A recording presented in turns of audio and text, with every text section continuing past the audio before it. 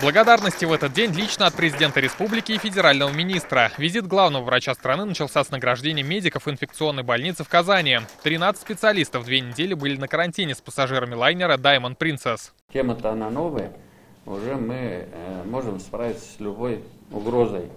Я думал, что все эти доктора, которые 2 недели, они там усатые, бородатые, оказывается, вот такие симпатичные девушки, значит, 2 недели, значит, достойно отработали. Напомним, россиян доставили в Казань 23 февраля. На карантине находились 8 человек. Инфекция в легкой форме подтвердилась у 3 из них. Сейчас все здоровы и выписаны. Это благодаря профессионализму врачей, подчеркнул министр.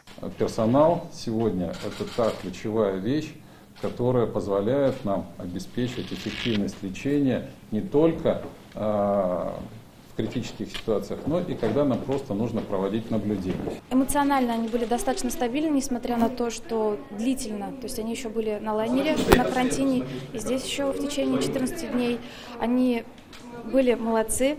Отсюда министр уже отправился изучать татарстанские разработки в сфере медицины. В центре Эйдос будущие медики отрабатывают навыки оказания помощи на специальных симуляторах. Они все татарстанского производства, и однажды их уже показывали Владимиру Путину. Специальные программы оценивают действия студентов, рассказывают министру. Перед вами Леонард, да?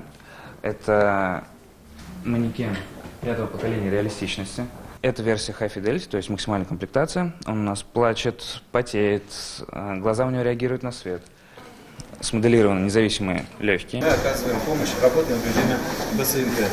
А здесь уже ничего моделировать не нужно. Михаил Мурашко в ДРКБ оценил новое оборудование, закупленное по национальному проекту, и осмотрел реанимационно-консультационный центр. В неделю отделение теперь принимает больше 2000 пациентов. Критерии качества, они довольно примитивные, их всего 2. Доступность и своевременность.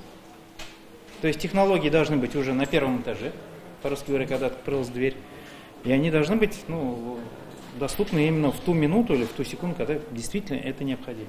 Новое современное оборудование позволяет оказывать помощь даже дистанционно, чтобы пострадавших не пришлось возить в главную клинику из районов и не тратить драгоценное время. Например, сейчас на этих мониторах специалисты наблюдают за состоянием маленького пациента из Нижнекамска. В перинатальном центре РКБ в объективе камер был не только министр, но и маленький Юсуф. Это первый выход малыша в свет. Он 4-й ребенок в семье Файзрахмановых. Поскольку я 20 лет акушер-гинекологом отработал, у меня к этому особое теплое чувство. От передовых клиник столицы до врачебного амбулатория в Песчаных Ковалях. В 2019 году обслужено 5350 вызовов. Здесь главе Минздрава на примере электронных ФАПов показали, как татарстанская медицина переходит на цифру. У вас есть уже те задания вычислены для электронных ФАПов? Да. Мы поставили 15 телефапов еще и в Дагестан.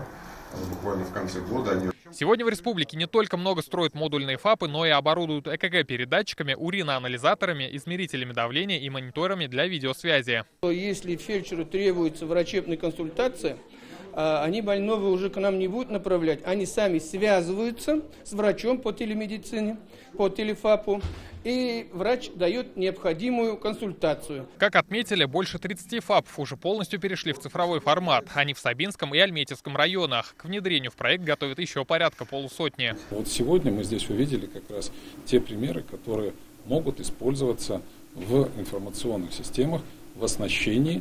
Цифровая повестка сегодня очень актуальна для того, чтобы врач своей текучки не забыл, и машина ему подсказывала, кого вызвать, когда вызвать, и непосредственно пациента информировать. А уже если пациенту до врача очень далеко, то врачи к нему обязательно приедут сами, на мобильных поликлиниках, автобусах. Проект стартовал в прошлом году по поручению Рустама Миниханова. За это время консультации в районах получили больше 10 тысяч татарстанцев. Благодаря своевременной диагностике вовремя направили на лечение. И как отметил Михаил Мурашко, такие позитивные опыты, как в Татарстане, нужны стране. Делиться будем уже в июне. Как сообщил министр, летом в Казани пройдет всероссийская конференция.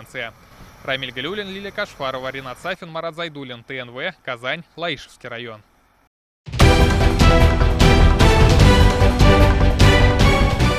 Все новости дня, выпуски программы «Новости Татарстана», программы и фильмы на сайте tnv.ru и на YouTube-канале ТНВ. Подписывайтесь.